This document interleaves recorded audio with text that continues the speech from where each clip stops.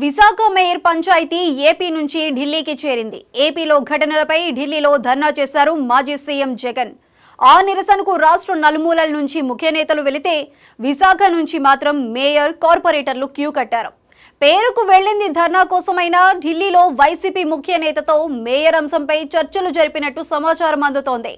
Party అధినేత జగన్ కాకుండా YCP కార్పొరేటర్లను party మారకుండా కంట్రోల్ చేసే ఆ వ్యక్తి ఎవరు?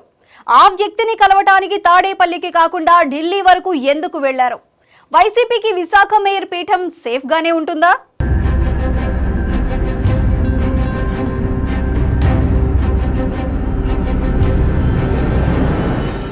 విశాఖ మేయర్ పీఠం చిక్కుల్లో పడింది. కార్పొరేటర్లు వైసీపీని వదిలి టీడీపీ, జనసేన గూటికి చేరుతున్నారు. 2019లో అధికారంలోకి వచ్చిన తర్వాత జరిగిన లోకల్ బాడీ ఎన్నికల్లో వైసీపీ మెజారిటీ స్థానాలను గెలుచుకుంది. అన్ని కార్పొరేషన్లను వైసీపీ కైవసం చేసుకుని అడ్డే లేకుండా చేసుకుంది. అయితే 2024 ఎన్నికల్లో 11 సీట్లకే పరిమితం కావడంతో ఢిల్లీ నుంచి ఢిల్లీ దాకా లెక్కలు పూర్తిగా రివర్స్ అవుతున్నాయి. అధికారంలో ఉన్నప్పుడు జగన్ మాటే వేదం, సజ్జల చెప్పిందే శాసనంగా సాగింది. దీంతో ఇప్పటివరకు ప్రభుత్వ కార్యక్రమాలైనా, పార్టీ కార్యక్రమాలైనా అందరూ కలిసి చేస్తూ ముందుకు వెళ్లారు. కానీ పరిస్థితి రివర్స్ కావడంతో జగన్ను ఢిల్లీ స్థాయి లీడర్లు కూడా పట్టించుకోవడం లేదని చర్చ జరుగుతుంది.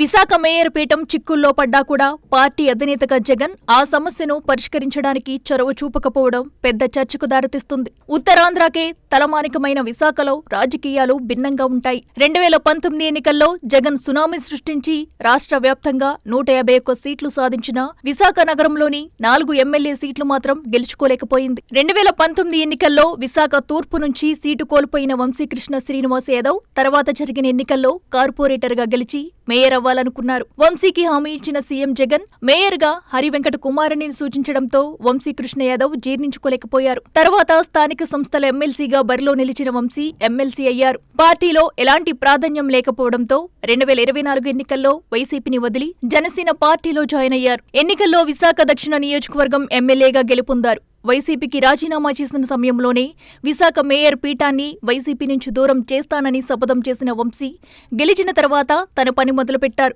దీంతో జనసేన పార్టీలో 5 కార్పొరేటర్లు జాయిన్ అవ్వగా మరో 7 టీడీపీ తీర్థం పుచ్చుకున్నారు.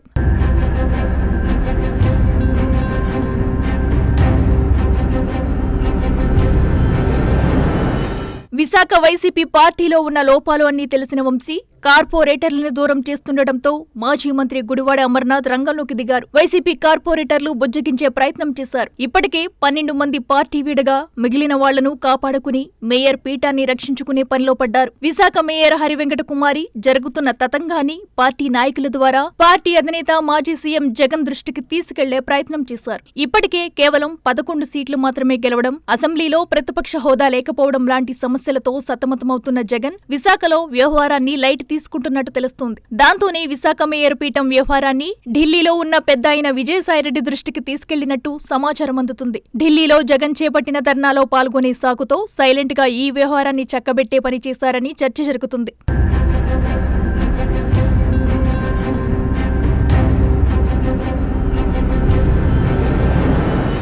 ఢిల్లీ వెళ్లిన వైసీపీ నేతలు పార్టీ అధినేత జగన్ ని కలవడం కంటే విజయసాయిరెడ్డితో చర్చలు జరపడానికి ఎక్కువ మక్కువ చూపినట్టు తెలుస్తుంది. 2019 ఎన్నికల తర్వాత విశాఖలో అన్ని వ్యవహారాలను విజయసాయిరెడ్డి చక్కబెట్టడం, కార్పొరేషన్ ఎన్నికల్లో అభ్యర్థుల ఎంపిక నుంచి డబ్బు సర్దుబాటు వరకు వ్యవహారాలన్నీ ఆయనే చక్కబెట్టారని అంటుంటారు.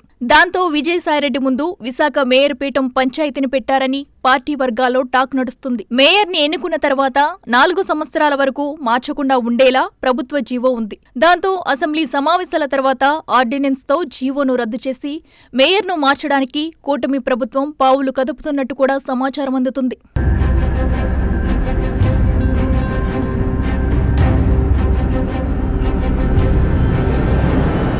ప్రస్తుతం వైసీపీకి 47 మంది కార్పొరేటర్లు, వైసీపీ నుండి పార్టీ మారిన కార్పొరేటర్లతో కలిపి టీడీపీ కూటమికి 48 మంది కార్పొరేటర్లు ఉన్నారు. దీనికి తోడు విశాఖ కార్పొరేషన్ పరిధిలో ఉన్న 7 ఎమ్మెల్యేలు, 2 ఎంపీల ఓట్లతో కలిపి కూటమి మేయర్ పీఠాన్ని చేజెక్కించుకుంటుందనడంలో ఎలాంటి సందేహం లేదు. దాంతో పార్టీ మారిన కార్పొరేటర్లను వెనక్కి వచ్చేలా చేయాలని విజయసాయిరెడ్డిని పార్టీ నేతలు కోరినట్లు తెలుస్తుంది. పార్టీతో ఎన్ని విభేదాలు ఉన్నా ఎమ్మెల్యే వంశీకృష్ణ విజయసాయిరెడ్డి చెప్తే ఖచ్చితంగా వెనక్కి తగ్గుతారనే ప్రచారం కూడా సాగుతుంది. ప్రస్తుతం పీకల్లోతు కష్టాల్లో మురిగిన వైసీపీని కాపాడుకోవడానికి విజయసాయిరెడ్డి మరోసారి విశాఖ రాజకీయాన్ని తన భుజాలపై వేసుకోనున్నట్టు చెప్పుకుంటున్నారు. మరోవైపు పార్టీ కోసం ఇన్ని సంవత్సరాలు పనిచేసినా తమ సమస్యను పరిష్కరించాలని పార్టీ అధినేత జగన్ దృష్టికి తీసుకువెళ్లినా పట్టించుకోలేదని నేతలు అసహనం వ్యక్తం చేస్తున్నారు. మరి విశాఖ నుంచి ఢిల్లీకి చేరిన పంచాయతీని సాయిరెడ్డి ఏం చేస్తారో అని సర్వత్రా ఉత్కంఠ నెలకొంది.